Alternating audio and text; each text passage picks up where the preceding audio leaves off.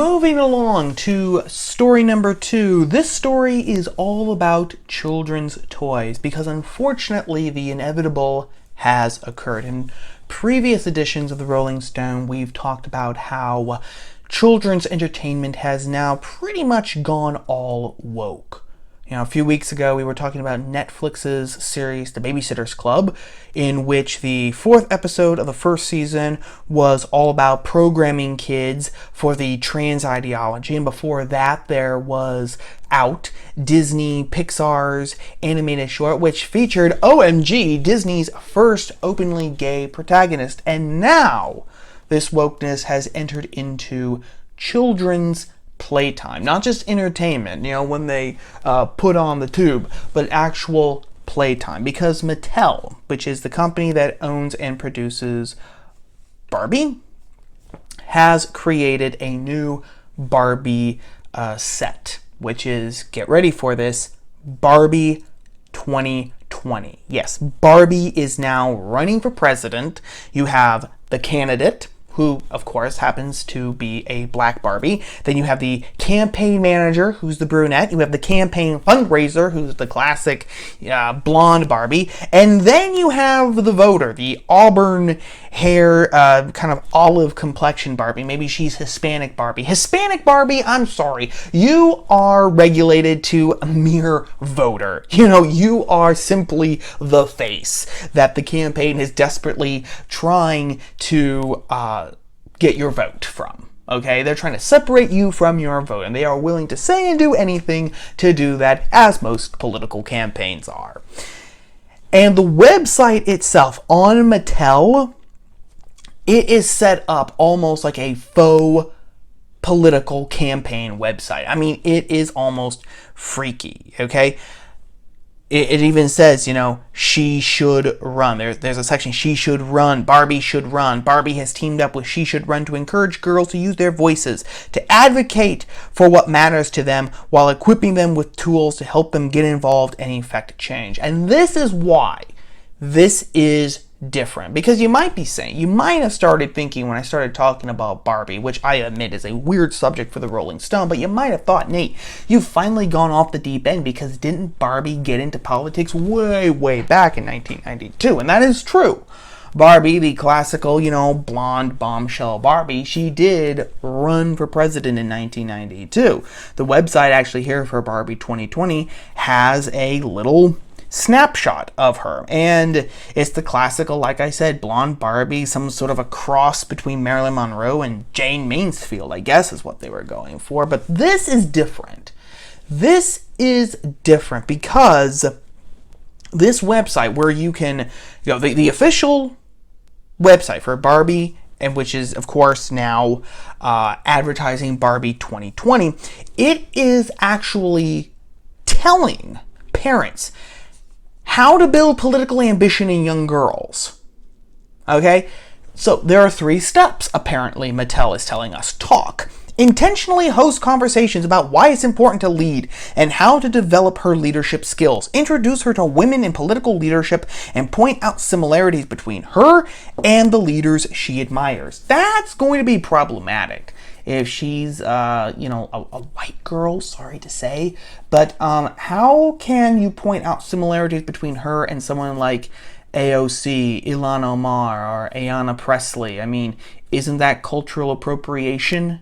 I mean, isn't that appropriating Hispanic culture, black culture, Islamic culture? Isn't that a sign of white supremacy? Actually, assuming that there are similarities between you, this little white girl who's never had to face any sort of setback or stereotypes or suspicion because your white skin gave you a freebie, which just opened all sorts of doors for you without even knowing it, while AOC, Ayanna Pressley, Ilhan Omar have had nothing but bigotry and an oppression thrown at them. That's kind of problematic, I'm going to tell you. You might have to do some soul searching and some mea culpas there. Role play is the second step. Expose the girl in your life to activities that relate to political leadership. She can join you in fundraising or volunteer efforts. You can role play how to give a speech. These practices help girls overcome their fears regarding leadership. Yes, because every little girl wants to stop playing with her Barbie in order to practice giving a speech. That's exactly what every little girl who's 3, 4, 5 years old wants to do. And finally, guide. Having regular positive interactions with a young girl automatically makes you her role model. Use your position to positively reinforce her willingness to take risks and pursue goals. Set an example by sharing stories of how you have embraced leadership in your life. Yes, because of course, a 4-year-old, a 5-year-old, 6-year-old, 7-year-old is going to understand exactly about how you overcame oppression in order to become part of, I don't know, the county governing board or the county commissioner or something like that. Of course, every little girl is going to understand that. And I have to point this out before going any further. Is it not ironic? Is it not horribly ironic? What does the penguin say? Tragic irony or poetic justice? After years of the powers that be telling us that girls shouldn't be forced to play with Barbie. Girls shouldn't be forced to play with Barbie dolls and little pink things and playhouses and tea sets and all those sorts of things. Give them G.I. Joe dolls. Give them guns. Give them knives. Give them tanks. Give them cars. Come on, boys and girls. Absolutely no difference between them. In fact, Target tried, to make their toy section gender neutral, quote unquote. There wasn't going to be a boy section anymore or a girl section anymore. In fact, I don't even think that they're labeled boy section, girl section anymore. Absolutely not. A child is an amorphous blob, and it will be happy with a Barbie doll just as happy as with a gun. It doesn't matter.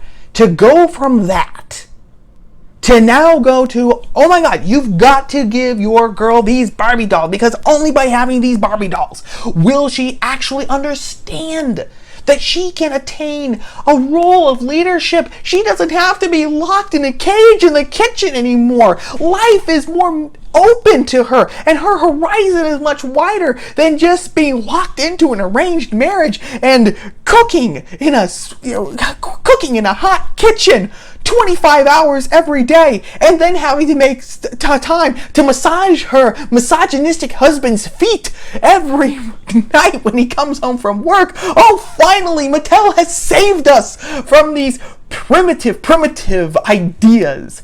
I mean, is that not ironic? Maybe it's just me, seeing how we've gone from one to the other in the fraction of a second. Okay? That would be bad enough. What's bad about all this? What's bad? What's horrible? The crime. I'm going to just say that, okay? The crime in this Barbie set, this Barbie 2020 set, is the fact that this is nothing more than propaganda. This is nothing more than programming little girls. Okay? They are right up, at least give Mattel credit here. They are upfront and honest about it. This isn't for a little girl's amusement. This isn't for a little girl's imagination. This isn't for a little girl to play with, to while away, an afternoon playing with her imagination in her Barbie dolls. With her Barbie dolls, as countless little girls have done before her. No. The entire point and purpose isn't the innocent enjoyment and pleasure of an innocent creature, of a child.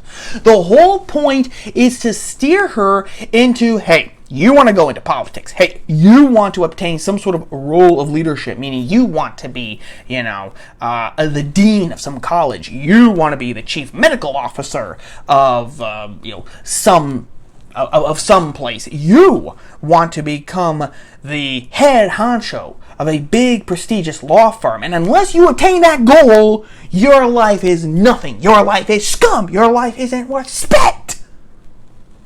I'm sorry, I'm getting a little too hyped up over this, but I feel really, really strongly about this because children are the most... Children are not just people, which, I mean, obviously they are, which in and of themselves would mean that you don't treat them like this. You don't treat them as pawns for your ideology. But more than that, children are also innocent, okay? For as diabolical and mischievous and just sometimes horrible that they can be, and unmeaningfully cruel sometimes that children can be, they are also innocent more often than not. A child who, is disciplined, who is being taught right from wrong, children like that are unintentionally cruel because they do not understand yet social conventions, social norms. They don't understand, we don't say that someone is fat. They're still learning. They're taught to be truthful. Okay, well then they go up to someone and say, you're fat. Because it's like, that's true. This person is fat, and I'm supposed to be truthful. You're fat. And so then that we would say that is unmeaningfully cruel, but it's cruel because they are innocent. Because again, they don't know. Yes, we're supposed to be truthful, but that doesn't mean just running off your mouth to random strangers or to anyone else like that. So children are innocent, and they only have that brief window of time where they can be innocent.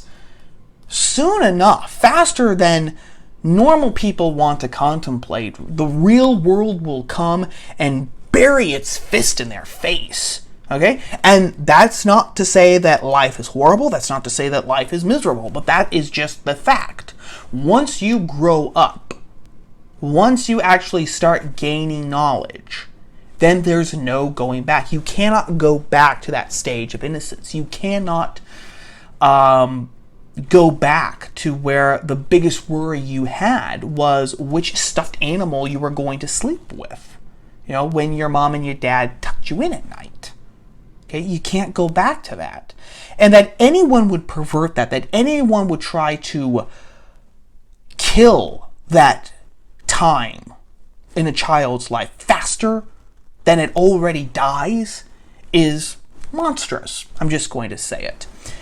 And then there's that. And then children are our most precious commodity. And this kind of ties up my last 2 points together. You don't treat your most precious commodity, who's also a person, like a pawn in a chess match. You don't treat them like that. It's inhumane, in a sense. Soft inhumanity to treat them like this. That is what is wrong. That is what is so wrong with this. If Mattel had just made this campaign 2020 Barbie, it'd be like, yeah. You roll your eyes. You kind of, what's the gag here? Yeah, why does it have to specifically be the 2020 campaign? Can't it just be, campaign Barbie with a campaign staff? Can't we just have that? So it's already kind of verging on the political. But if they had just released this set, that would be bad enough, but it would be more like an eye roll, like, okay, yeah, whatever. This, however, which makes it clear, this website, and what I read to you, How to Build Political Ambition in Young Girls, makes it clear that this is all part and parcel of just programming girls for the future, for the left's future in particular. It's amazing, really, when you think about it. We like to boast that we are so far advanced from other time periods. We're so much advanced from the 19th century. We're so much advanced than the 1950s. Horrible, horrible 1950s. Horrible, horrible 19th, 18th, 17th, 16th century.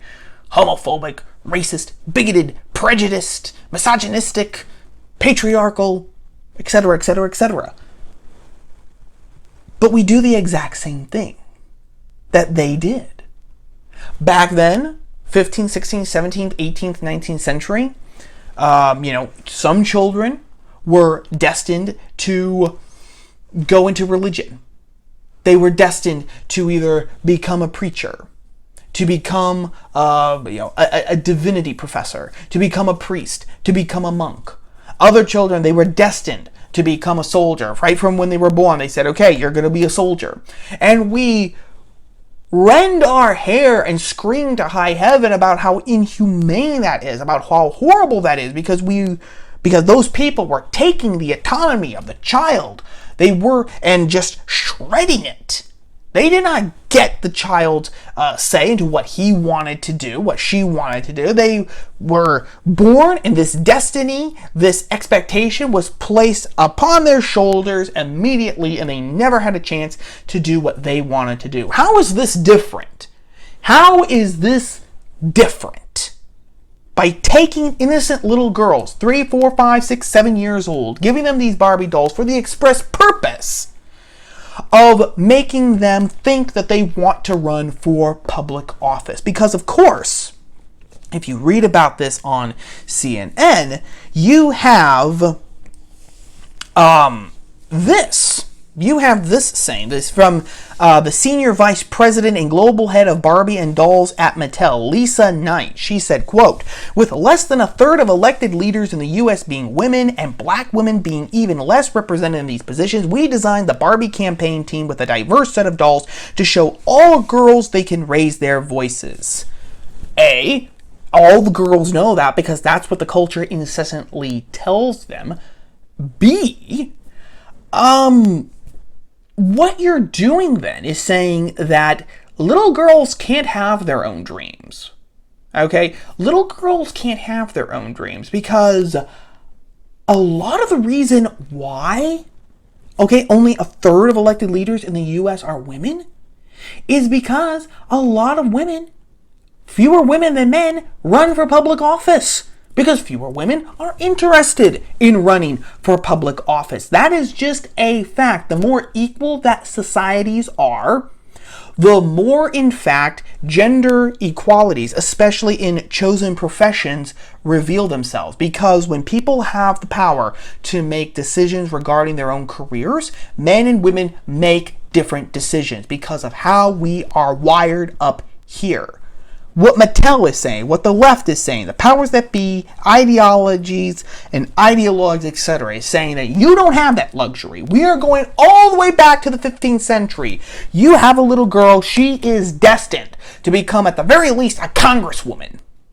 Because, damn it, we still have not achieved what we think we need in terms of women representatives, women politicians. We haven't achieved that sweet spot yet, and therefore, your little girl is going to have to take one for the team. Oh, you think maybe, she'd like to be a veterinarian because she loves animals? Or maybe she'd like to live on a farm and raise horses? Tough luck, Toots. You're running for Congress, whether you like it or not. Now play with your campaign Barbies so that we can indoctrinate you with that idea and make you think that that's what you actually wanted to do. And this is going to continue. This is going to continue. This is a trend that will continue on and on and on because there can be no innocence. When ideology reigns supreme, there can be no innocence. And the people who suffer most are the people who are the weakest ones. And besides the elderly, that includes children as well. That is story number 2.